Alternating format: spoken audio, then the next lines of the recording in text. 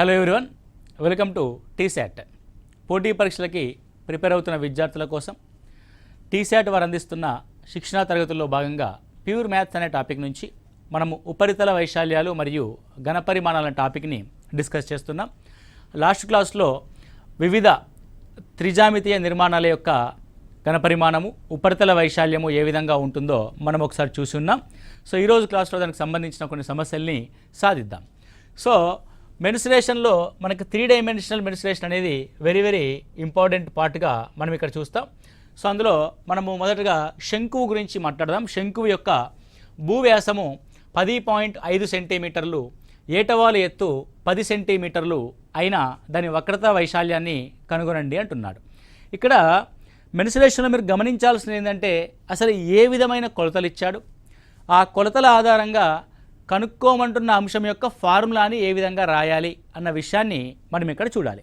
So first thing, ఒక శంకువు యొక్క భూవ్యాసం ఉంది. ఏముందండి ఇక్కడ? భూవ్యాసం ఉంది. వ్యాసము అనగా డీతో సూచిస్తాం మనం, ఎందుకంటే శంకువు యొక్క భూమి వృత్తాకారంగా ఉంటుంది. సో వృత్తం యొక్క వ్యాసం అనగా ఈ చివరి నుంచి ఈ చివరి వరకు ఉన్నదాన్ని వ్యాసము అని అంటాం. సో వ్యాసము 10.5 సెంటీమీటర్లు. మరి వ్యాసం 10.5 సెంటీమీటర్లు అయితే మనకు వ్యాసార్థం రాయాలి. ఎందుకండి వ్యాసార్థం రాయాలి అని అంటే, వృత్తానికి సంబంధించిన ఏ కొలతలైనా కనుక్కోవడానికి మనం వ్యాసార్థాన్నే మేజర్గా చూస్తాం. పొడవు, వెడల్పు, ఒక చతురస్రం యొక్క భుజము, ఒక త్రిభుజం యొక్క భూమి మరియు ఎత్తు ఏ విధంగా చూస్తామో ఇక్కడ అంటే వ్యాసార్థము వృత్తానికి వచ్చేసరికి వ్యాసార్థము అంతే ప్రాముఖ్యతని కలిగి ఉంటుంది. కాబట్టి వ్యాసంలోంచి మనము వ్యాసార్థాన్ని రాయాలి. వ్యాసార్థం అంటే వ్యాసంలో సగం ఉంటుంది, 10.5/2 సెంటీమీటర్స్. 10.5/2 సెంటీమీటర్స్. సో దాని యొక్క ఏటవాలు ఎత్తు ఆల్రెడీ ఇచ్చినాడు ఆయన. Slant height is equal to 10 centimetres అని ఇచ్చాడు. What is the slant height? 10 centimetres. ఇక్కడ నార్మల్ హైట్ ఇవ్వలే, స్లాంట్ హైట్ ఇచ్చాడు. సో వక్రతల వైశాల్యాన్ని కనుగొమన్నాడు. సో వక్రతల వైశాల్యం అంటే that curved surface area formula ఏమవుతుందంటే πr/l అవుతుంది. ఏమవుతుందండి? πr/l. ఆర్ మనం రాసాము డి నుంచి, ఎల్ ప్రశ్నలో అతనే ఇచ్చాడు. ఒక ఎల్ ప్రశ్నలో ఇవ్వకపోతే మనం ఎల్ని కనుక్కుంటాం. r, hల ఆధారంగా ఎల్ని ఫైండ్ అవుట్ చేస్తాం. కానీ మన లక్కీ ఏంటంటే ఎల్ కూడా అక్కడే ఇవ్వడం జరిగింది. నవ్వు ఇప్పుడు కర్వ్డ్ సర్ఫేస్ ఏరియాలో మనం ఈ ఫార్ములాని సబ్స్టిట్యూట్ చేస్తే, సో πr/lలో పై విలువని 22/7గా, ఆర్ విలువని 10.5/2గా,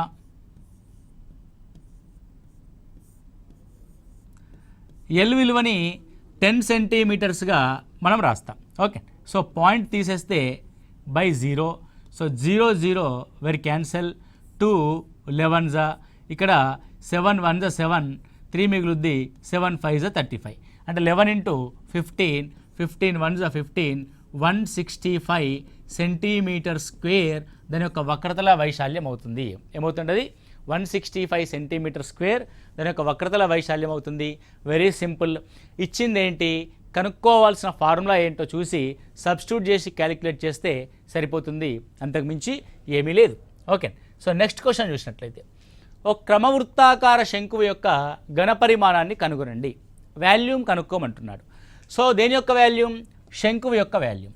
సో శంకువు యొక్క వాల్యూమ్కి ఫార్ములా ఏంటి? 1/3 πr²h. ఇది శంకువు యొక్క వాల్యూమ్. సో శంకువు యొక్క వాల్యూమ్ 1/3 πr²h ఉన్నప్పుడు ప్రశ్నలో ఏమి ఇచ్చాడో గమనించాలి. సో వ్యాసార్థము 6 సెంటీమీటర్స్ ఇచ్చాడు. అంటే మొదటి సమస్యలో r is equal to 6 centimetres, ఎత్తు h is equal to 7 centimetres. ఎత్తు h అంటే 7 centimetres. Now the volume here, volume is equal to 1/3 × 22/7. r² అంటే 6 × 6. అదేవిధంగా h అంటే 7. So we substitute all the things as given. So radius 6 centimetres, height 7 centimetres. 1/3 πr² and h. So 7 7 were cancel. So 3 2s 6 were cancel. Okay, so 22 × 12. 22 × 12. 12 2s 24, 12 2s 24, 264 centimetre cube అవుద్ది. The units for the volume as unit cube centimetre కాబట్టి centimetre cube అవుద్ది. So this is the first question యొక్క answer. So what about second question? In second question also is given the radius is equal to 3.5 centimetres, ఎత్తు is equal to 12 centimetres. అంటే radius R is equal to 3.5 centimetres. అదేవిధంగా height H is equal to 12 centimetres అని ఇవ్వడం జరిగింది. ఇప్పుడు మనం దీన్ని volume కనుక రాస్తే the volume is equal to, so volume is equal to 1/3. ఎంతంటే అది 1/3. పై యొక్క విలువను మనము 22/7గా తీసుకుంటాం. R square 3.5. అప్పుడప్పుడు ఈ పాయింట్స్లో ఉన్నప్పుడు చిన్నగా ఆలోచించాలండి. 3.5 3.5 అంటే 7లో సగం. కాబట్టి మనం 3.5కి బదులుగా 7/2 రాసుకోవచ్చు కదా, రైట్. ఎందుకంటే మన క్యాలిక్యులేషన్ పార్ట్ ఎగ్జామినేషన్ హాల్లో సింప్లిఫై అవుద్ది. మనం ఎప్పుడూ కూడా ఏ అంశాన్ని ఎలా రాస్తున్నాము, క్యాలిక్యులేషన్ పార్ట్స్లో ఎలాంటి ఐటమ్స్ తీసుకుంటున్నాము, 3.5 తీసుకుంటున్నామా 7/2 తీసుకుంటున్నామా. సో 3.5 తీసుకోవడం కంటే 3.5 యొక్క సమానమైన విలువైన 7/2 తీసుకుంటే మనకు సమయం ఆదా అవుద్ది. కాబట్టి 7/2 ఇంటూ 7/2 ఇంటూ 12 సెంటీమీటర్స్గా మనం రాస్తాం. Now here 7 cancel. So 3 4s 12, 2 2s 4 cancel. Final you will get 22 into 7. So 22 into 7 అంటే 7 రెంట్ల 14, 7 రెంట్ల 14, 154 సెంటీమీటర్ క్యూబ్. ఓకే, ఏమీ లేదు. ఇచ్చిన అంశాలేంటి, కనుక్కోవాల్సిన అంశంలో ఉన్న ఫార్ములా ఏంటి, వాటి యొక్క సబ్స్టిట్యూషన్ అండ్ క్యాన్సిలేషన్. చాలామంది మెన్సురేషన్ని చాలా ఇబ్బందికరంగా ఫీల్ అవుతూ ఉంటారు. మెన్సురేషన్ అంటే అదేదో పాపం మింగుడు పడని పదార్థంగా చూస్తూ ఉంటారు. మ్యాథ్స్ వాళ్ళైనా సరే, నాన్ మ్యాథ్స్ వాళ్ళైనా సరే, అది ఏమీ ఉండదండి. ప్రశ్నలో ఇవ్వబడిన అంశము, కనుక్కోవాల్సిన అంశం మనకు తెలిస్తే, కనుక్కోవాల్సిన అంశం యొక్క ఫార్ములా మనకు తెలిసి, ఇవ్వబడిన అంశంలోంచి ఆ ఫార్ములాని ఉన్న అంశాలని ఎక్స్ట్రాక్ట్ చేసి రాస్తే సరిపోతుంది. ఇందులో క్యాలిక్యులేషన్ జస్ట్ క్యాన్సిలేషన్ పార్ట్ తప్ప పెద్దగా ఇబ్బంది పడాల్సిన అవసరం ఏమీ ఉండదు. వెరీ వెరీ ఈజీ ప్రాబ్లమ్స్ ఉంటాయి. ఇక్కడ చూడండి, ఎత్తు 9 సెంటీమీటర్లు గల క్రమవృత్తాకార శంకువు యొక్క ఘనపరిమాణము 48 పై ఘనపు సెంటీమీటర్లు అయితే దాని భూ వ్యాసము కనుగొనండి అంటున్నారు. సో ప్రశ్నలో ఇచ్చిన అంశాలు ఏంటి ఒకసారి చూద్దాం. ఎత్తు హెచ్ ఈజ్ ఈక్వల్ టు 9 సెంటీమీటర్లు ఇచ్చాడు.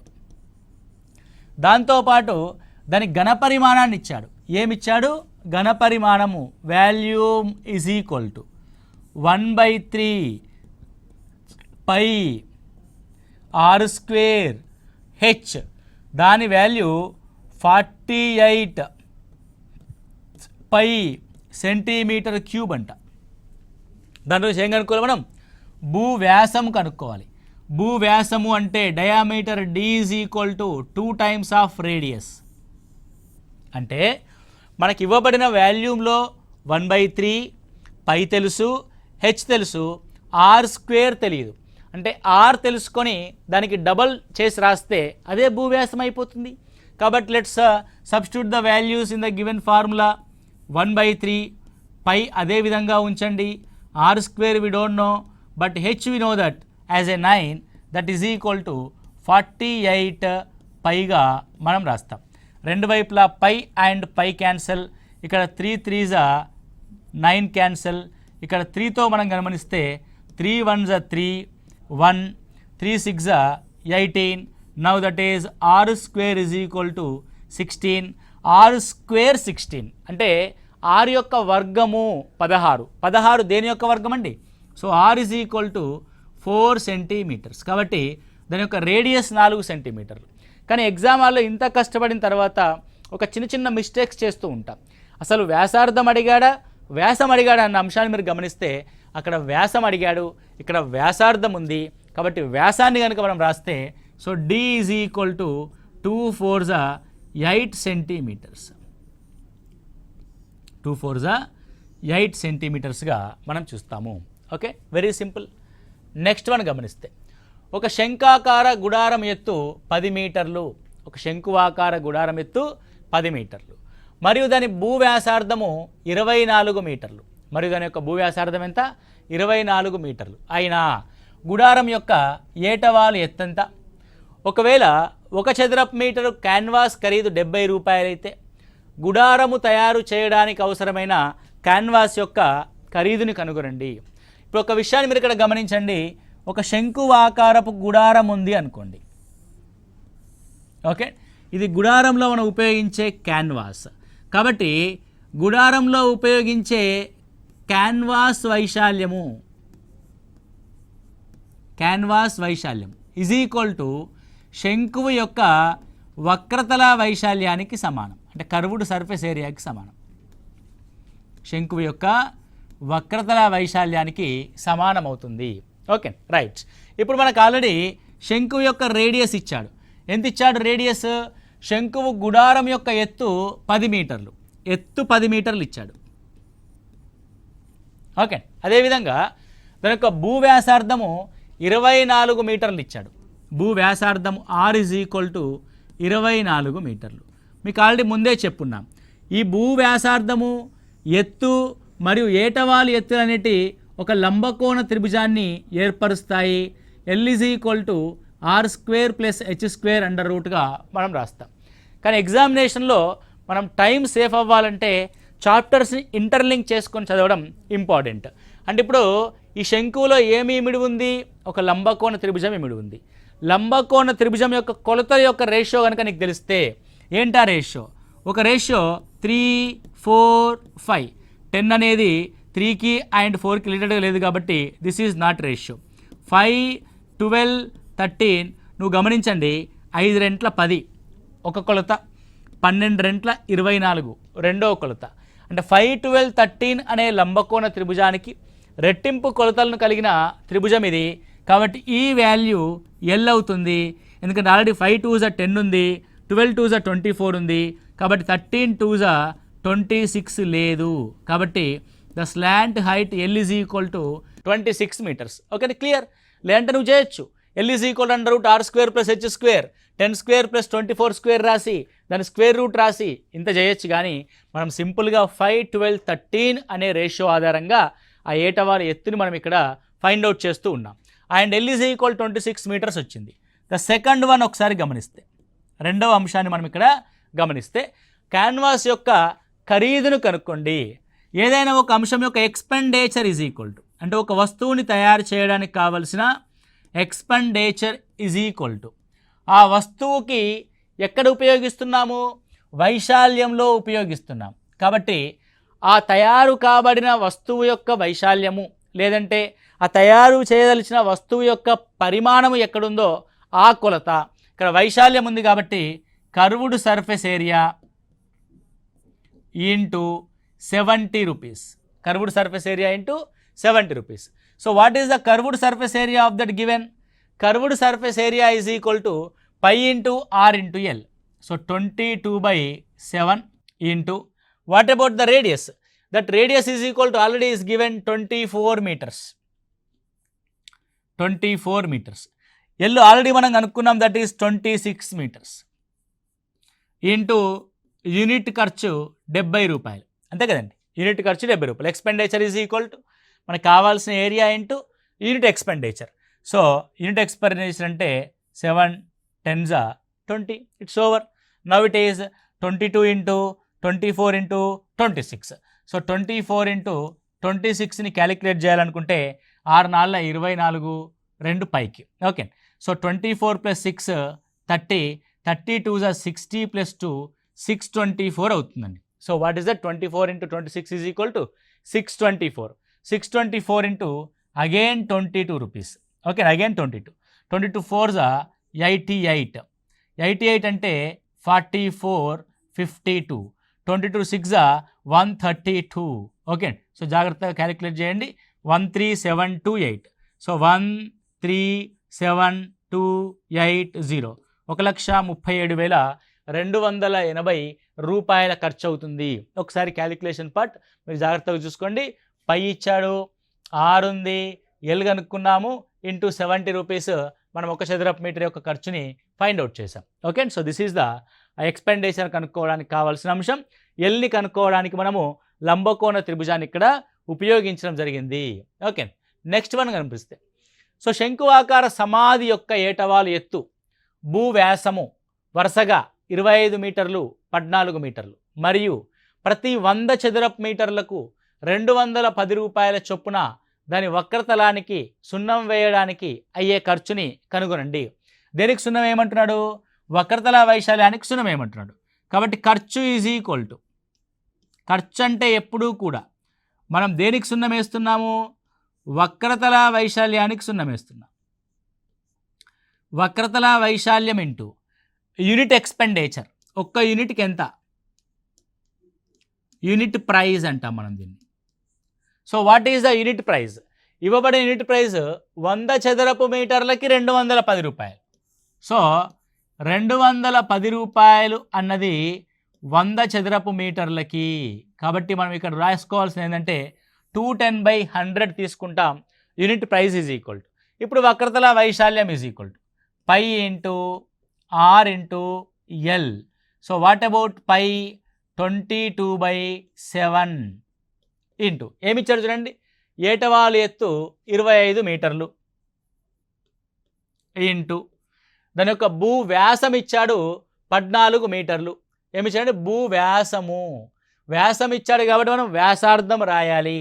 వ్యాసార్థము 7 ఇంటూ 210/100. 210/100. So 7 cancel. నా ఏమేమి క్యాన్సిల్ అవుతాయి? So 0 cancel.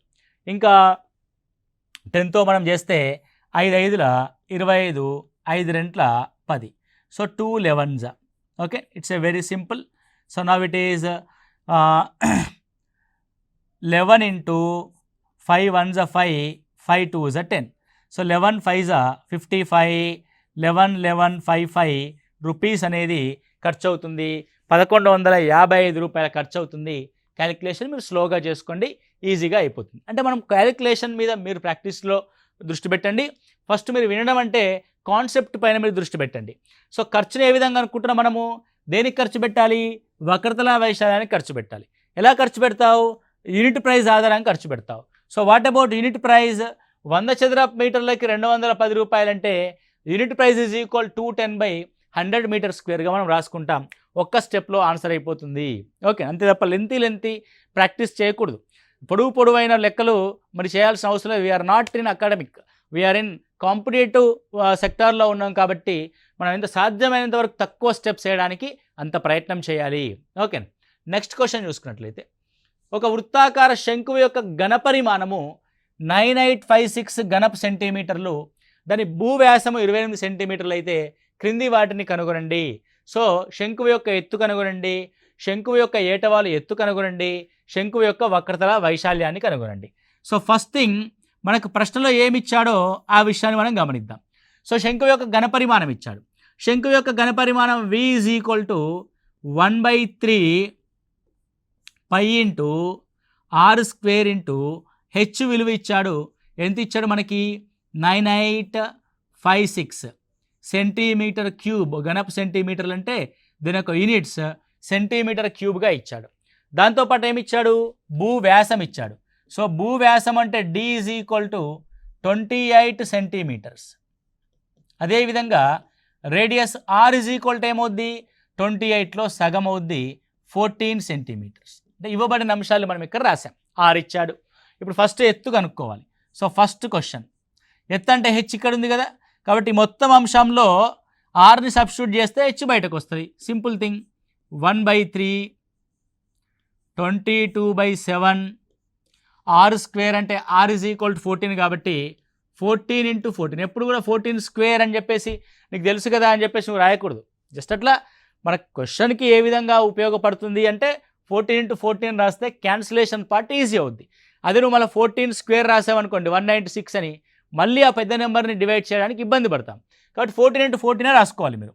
Then H is equal to 9856. చిన్న అంశాలే చాలా పెద్ద ఎఫెక్ట్ని ఇస్తాయండి ఎగ్జామినేషన్ హాల్లో. మనం ఒక్కొక్క సెకండ్ని మనం గ్రాప్ చేసుకుంటూ సేవ్ చేసుకుంటూ వెళ్ళాల్సి ఉంటుంది. ఓకే, సో నెక్స్ట్ కనుక మనం గమనిస్తే ఇది 7 2 14. ఓకే, నెక్స్ట్ ఇక్కడ చూడండి ఇది 11 2s 22.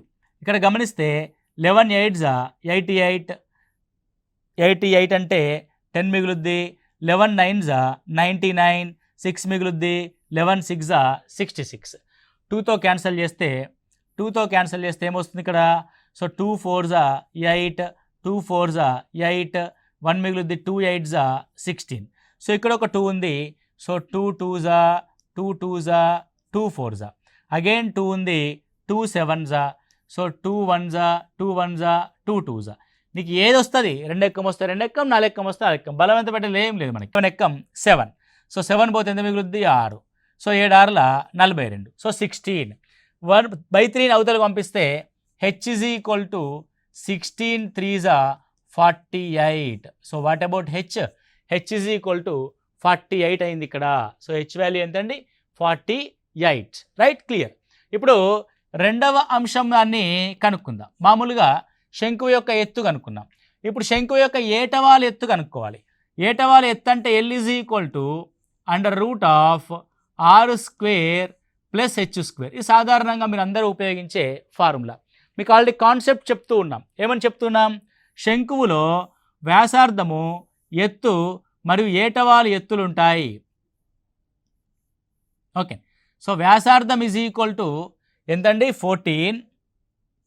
దాని యొక్క ఎత్తు ఈజ్ ఈక్వల్ టు 48 అయినా దాని యొక్క స్లాంట్ హైట్ కనుక్కోవాలి. ఇవి ఏదైనా లంబకోణ త్రిభుజం యొక్క కొలతల నిష్పత్తికి సమానంగా ఉంటుందా లేదా గమనించాలి. సో ఇదేమో 2తో క్యాన్సిల్ చేస్తే 2 7s, ఇది 2 24, అంటే 7:24:25 అనే ఒక లంబకోణ త్రిభుజ కొలతలకి రెట్టింపుగా ఉంది. లంబకోణ త్రిభుజ కొలతలు మీరు గుర్తుపెట్టుకుంటే చాలా ప్రాబ్లమ్స్ మనము ఈజీగా సాల్వ్ చేయొచ్చు. 3:4:5, 5:12:13, 7:24:25, 8:15:17 అనే స్టాండర్డ్ రైట్ యాంగిల్ ట్రయాంగిల్ యొక్క కొలతలు కనుక తెలుసుకుంటే మనకి ఈజీ అవుద్ది. ఇదేమో 7 2s 14, 24 2s 48, ఇది 25 2s 50 అవుద్ది. నువ్వు సబ్స్టిట్యూట్ చేసి క్యాలిక్యులేట్ చేసినా అంతే అవుద్ది, డైరెక్ట్గా నువ్వు తెలుసుకున్నా సరే అంతే అవుద్ది. మామూలుగా ఏం రాస్తారు మీరు అందరూ కూడా? 14² + 48² అని రాస్తారు. ఏది రాసినా నీకు ఫైనల్గా ఏమొస్తుందండి? 50 వస్తుంది. అదేదో లంబకోణ త్రిభుజాన్ని యూజ్ చేసి చేసామనుకోండి, క్వశ్చన్ 10-12 సెకండ్లో అయిపోతుంది. రైట్, నెక్స్ట్ వన్, థర్డ్ ఏంటి? శంకువు యొక్క వక్రతల వైశాల్యం ఎంత? శంకువు యొక్క వక్రతల వైశాల్యం ఎంత? శంకువు యొక్క వక్రతల వైశాల్యం is equal to π × r × l. π × r × l. So what about the π? So π అంటే 22/7.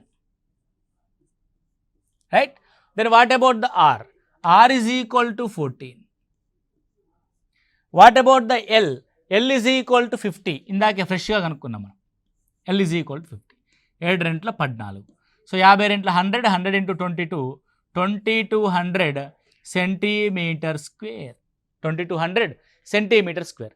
అంటే నువ్వు ఇక్కడ గమనించాల్సింది ఏంది? మెన్సురేషన్లో కంప్లీట్గా మనం చూడాల్సింది ఏంటంటే, ఇవ్వబడిన అంశాల్లో కనుక్కోవాల్సిన అంశం యొక్క ఫార్ములాకి సంబంధించిన వాటిని జాగ్రత్తగా మనం రాసుకోవాలి. ఆ తర్వాత వాటిని ఆ ఫార్ములాలో సబ్స్టిట్యూట్ చేసి జాగ్రత్తగా క్యాలిక్యులేట్ చేస్తే సరిపోతుంది. Okay, so this is the concept. Right, next one గమనించినట్లయితే, గోధుమల కుప్ప 10.5 మీటర్ల వ్యాసము, 3 మీటర్ల ఎత్తుగల శంకు ఆకారంలో ఉంది. గోధుమల కుప్ప ఏ విధంగా ఉందండి?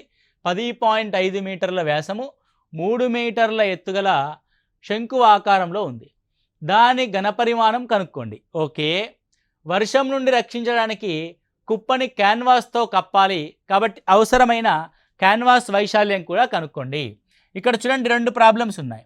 ఒకటి volume V is equal to కనుక్కోమంటున్నాడు. 1/3 πr²h. అదేవిధంగా ఆ కుప్పని కప్పడానికి క్యాన్వాస్ కావాలి మనకి. కాబట్టి క్యాన్వాస్ యొక్క వైశాల్యం మీకు ఇందాకే చెప్పున్నాము, కర్వ్డ్ సర్ఫేస్ ఏరియా అవుతుంది. That is equal to πr/l అవుతుంది. అంటే ప్రశ్నలో అడిగిన అంశానికి అనుగుణంగా మనం ఏం కనుక్కోవాలి, దాని ఫార్ములా ఏందో రాసుకున్నాం. So 1/3 πr²h. సో ప్రశ్నలో ఏమున్నాయి మనకి? కుప్ప 10.5 మీటర్ల వ్యాసం ఉంది, డి అనే అంశం ఉంది 10.5 మీటర్లు. మనం దీన్ని ఆరులోకి మారిస్తే 10.5/2 అవుతుంది. 10.5/2. అదే దాని యొక్క ఎత్తు 3 మీటర్లు ఉంది. That height is equal to 3 metres. Height ఎంత ఉంది? 3 మీటర్స్ ఉంది. సో ఈ విధంగా మనము ఈ ఆర్ అండ్ హెచ్ని ఇందులో సబ్స్టిట్యూట్ చేస్తే now it is 1/3 into pi అంటే 22/7. నీకు ఇందాక చెప్పాం క్యాలిక్యులేషన్లో మనం కొంత న్యాక్ని ప్రదర్శించాలి. 10.5 అంటే పాయింట్లో రాయడం కంటే 10.5 21లో సగం, 21లో సగంలో మళ్ళీ సగం అంటే 21లో /4. సో 21/4 ఇంటూ 21/4 అంతే కదండి. 10.5/2 అంటే 21/4. What about the H? H is equal to 3. Okay, 3 cancel, 7 3s are 21, 2 11s are 2 2s are. ఇంకేమైనా క్యాన్సిల్ అయ్యే ఛాన్స్ ఉన్నాయా? ఏమి క్యాన్సిల్ అయ్యే ఛాన్సెస్ లేవు. కాబట్టి వెరీ సింపుల్, 11 ఇంటూ 63/8 రాస్తాం. యాజ్ ఇట్ ఈస్గా రాయండి మీరు కూడా. 13 ముళ్ళ 33, సరే 11 ముళ్ళ 33, 11 6 66, 69/8 మీటర్ క్యూబ్. మీటర్స్లోనే ఉన్నాయి కదండి, రైట్ అండి. It's a metre cube. As it ఈస్గా అలాగే పెట్టండి, మీరు క్యాన్సిల్ చేస్తే చేసుకోవాలి, మీ ఇష్టం. Next one, curved surface area రాయాలి. For the curved surface area కోసం మనకి ఏం కావాలి అని అంటే ఆర్ తెలియాలి. ఆర్ తెలుసు మనకి, ఏమని తెలుసు? 10.5/2 అని తెలుసు. ఓకే, లేదంటే దట్ ఈజ్ ఈక్వల్ టు 21/4 అని తెలుసు. ఏమని తెలుసు అండి? 21/4. Then what about the H? So H is equal to ఏం తెలుసు? 3 అని తెలుసు. హెచ్ ఈజ్ ఈక్వల్ టు ఏం తెలుసు అండి? 3 అని తెలుసు. సో ఇక్కడ మీరు గమనిస్తే అసలు ఇది ఏదైనా మనకి సంబంధించిన అంశంగా ఉందా అంటే లంబకోణ త్రిభుజంలో ఏదైనా కొలతలకి సంబంధించిందిగా ఉందా అని ఒకసారి గమనిస్తే 3:4:5గా కానీ 5:12:13గా కానీ లేదంటే 7:24:25గా కానీ ఉందా ఎక్కడైనా? అసలు ఆ కొలతల యొక్క నిష్పత్తికి ఎక్కడ కూడా మనకి ఇది సంబంధించిందిగా లేదు. ఎందుకంటే 21/4:3 అంటే ఆల్మోస్ట్ ఆల్ దీన్ని ఏమని రాయచ్చు అంటే 21:12 రాయొచ్చు. అంటే 12 అంటే మామూలుగా ఏ రేషియోలోకి వస్తుంది? 4:7 రేషియోలోకి వస్తుంది. అట్లాంటిది లేదు కాబట్టి సో డైరెక్ట్గా మనం ఫార్ములాని వాడతాం. So now it is the slant height L is equal to under root. ఏంటంటే అండర్ రూట్ 21/4² ప్లస్ 3² 9. ఎందుకు? క్యాన్వాస్ యొక్క వ్యాసం ఇది, ఎత్తు 3 మీటర్లు కాబట్టి. ఓకే, ఏటవాలు ఎత్తు కోసం మనం ఏం చేస్తాం? అండర్ రూట్ ఆఫ్ 21²/4 ప్లస్ 9 రాస్తాం. 21² అంటే 441/16. ఓకే, సో 3² అంటే ఆల్రెడీ 9 రాసేసాం కాబట్టి 9. ఇక్కడ మీరు జాగ్రత్తగా గమనిస్తే 441 ప్లస్ 9 ఇంటూ 16, 9 ఇంటూ 16, 9 6 54, 9 1 9, 144, 441/144/16 అంటే /4 బయటికి వస్తుంది. రూట్ ఆఫ్ 441 ఇంటూ 441 ప్లస్ 144 ఏమవుతుంది? It's a 585. So root of 585.